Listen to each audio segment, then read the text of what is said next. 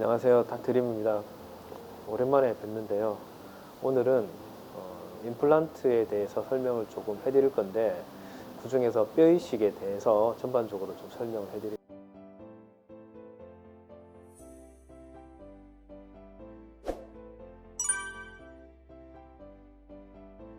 뼈이식을 하는 경우는 임플란트를 심어야 되는데, 임플란트를 적절하게 덮을 만한 뼈가 없기 때문에 뼈이식을 하는 거예요. 그러니까 쉽게 얘기하면 그냥 뼈가 없기 때문에 뼈이식을 하는 겁니다.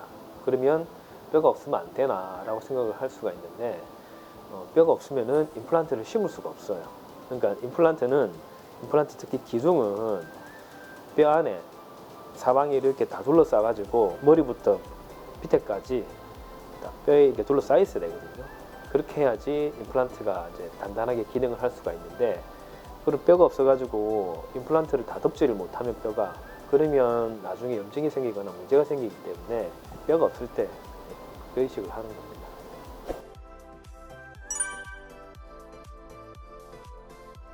제가 환자분한테 그런 질문을 좀 많이 받아요. 그러면 저는 이제 어떻게 대답하느냐 하면, 뼈이식이 안 되는 경우는 없다라고 저는 설명을 해요. 근데 세 가지가 필요합니다. 첫 번째가 뭐냐면 시간이에요, 시간. 그러니까 뼈이식을 해가지고 뼈가 너무 없는 경우에는 뼈이식을 먼저 해놓고 기다려야 되는 경우도 있거든요. 그러면 시간이 많이 필요해요. 두 번째는 뭐냐면 어떤 환자분의 경제 사정이에요. 그러니까 뼈이식을 많이 하고 임플란트 심고 막 이렇게 하려면 비용이 많이 들어가거든요. 어쩔 수가 없어요. 세 번째는 뭐냐면 의사의 실력이죠. 세 가지만 있으면 뼈이식을 못하는 데라든지 그런 건 없어요. 그런데 그 세 가지 중에서 한 가지로 상황이 일치가 않으면, 그러면 이제 뼈이식을 못하는 거고 임플란트를 못 심는 거죠. 예. 종류가 뭐가 있냐 하면 크게 보면 한 4가지 정도가 있어요. 처음은 이제 자가골, 자기 몸에서 떼어낸 뼈거든요. 그게 이제 첫 번째고, 두 번째는 동종골이에요. 그러니까 내 몸에서 뗀 건 아니지만 다른 어떤 사람의 몸에서 채취해가지고 소독을 해서 가공을 해서 만든 동종골, 사람 뼈죠. 그리고 하나는 이제 이종골입니다. 뭐 소뼈라든지 아니면 돼지뼈라든지 그거를 뼈가 잘 되게끔 의학회사에서 처리를 해가지고 임플란트 회사에서 의사들한테 공급을 하는 거죠. 많이 쓰이는 거는 소뼈하고 돼지뼈 많이 쓰고, 그리고 말뼈도 가끔 씁니다. 이제 합성골이 있어요. 합성골. 합성골은 동물이라든지 사람 몸에서 떼어낸 뼈는 아니고 그냥 인공적으로 칼슘이라든지 그런 거를 합성을 해가지고 만든 뼈거든요. 그렇게 크게 4가지가 있습니다. 예.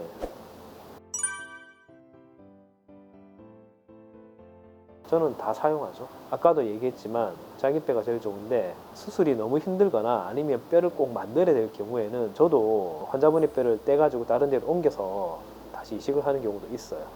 그러니까 저는 이제 자가골도 쓰죠. 그런 경우에 자기 뼈를, 뭐 여기서 뼈를 떼지는 않지만 아래턱에서, 아래턱 뒤쪽에는 뼈가 많기 때문에 이런 데서 뼈를 떼가지고 이런 데 수술할 때 쓴다든지 저도 그렇게 해요. 아주 가끔씩. 그거 말고 쓰는 거는 뭐 동종골, 이종골, 예, 지금 이종골을 많이 쓰고, 세계적인 추세는 이종골을 굉장히 많이 쓰고 있죠. 세계 어떤 제일 좋은 뼈를 이렇게 공급한다는 회사에서도 이종골을 가지고 뼈를 제공하고 있기 때문에, 일단 저는 뭐 그런 뼈도 쓰고 또 간혹가다 합성골도 쓰기는 써요. 쓰고 해서 여러 가지 두루두루 다 상황에 맞게 쓰는데, 뭐 그 중에서는 동종골, 이종골을 그나마 좀 많이 쓰는 편입니다.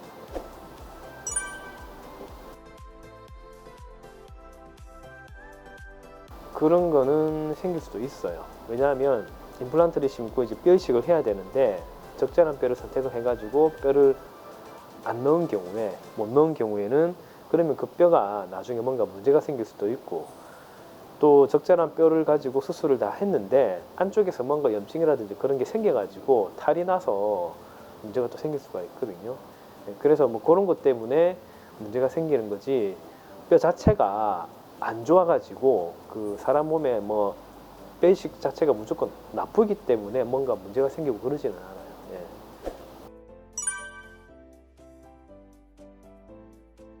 일단은 내 뼈가 아니면 혹시라도 좀 안 좋은 게 아닌가라고 생각이 들 수가 있어요. 근데 예전에는 진짜 한 10년 전에는 어떻게 했냐 하면, 뭐 여기 수술할 때 뼈가 좀 필요하면은 여기서 이제 뼈를 떼가지고 여기다 이식을 하고 했어요. 자기 뼈가 좋으니까. 물론 자기 뼈가 좋기는 좋아요. 그런데 지금은 그렇게 하진 않아요. 지금은 뭐 동종골이라든지 이종골을 주로 많이 쓰는데 어떤 논문이라든지 데이터로 전혀 이상이 없어요.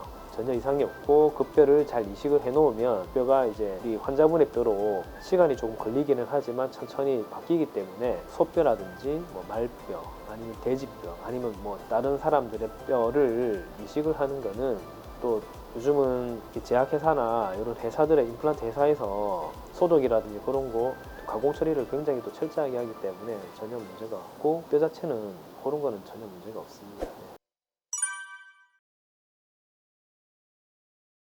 난이도 먼저 설명을 좀 하면 뼈가 많이 없다고 해가지고 난이도가 무조건 높다라는 건 아닌데 뼈가 많이 없으면 난이도가 올라갈 확률은 높아요. 대신에 뼈가 또 어느 정도 있는데 환자분이 또 뭐 염증이 심하다든지 아니면 다른 기타 다른 이유 때문에 또 수술의 난이도가 올라가는 경우도 있거든요. 그래서 뼈가 많이 없으면은 무조건 수술의 난이도가 높다는 아니지만 수술의 난이도가 뼈가 많이 없으면은 어려울 가능성은 좀 높아요.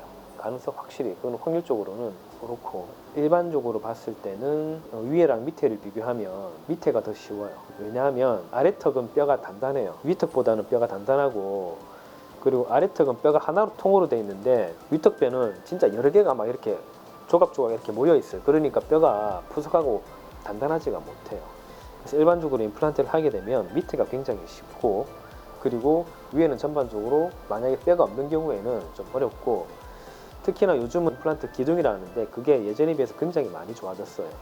그래서 좀 임플란트는 예전에는 무조건 긴 거, 굵은 거를 심어야 된다고 생각을 했는데 지금은 임플란트 자체가 많이 좋아졌기 때문에 조금 짧은 걸 심어도 크게 상관이 없다라고 지금 얘기가 모아지고 있거든요. 그래서 만약 아래턱에 뼈가 조금 녹았다 그러면 조금 짧은 걸 심어도 크게 상관은 없습니다. 예전에는 무조건 긴 거를 심었는데 그래서 아래턱은 전반적으로 수술이 쉽고 위에는 아까도 얘기했지만 뼈가 좀 이렇게 좀 부실하기 때문에 임플란트를 넣을 때 거진다 뼈 이식을 해야 되는 경우가 많아요. 위에는 또 코 공간하고 뭐 이런 공간이 걸려 있기 때문에 수술이 좀 난이도가 분명히 있죠.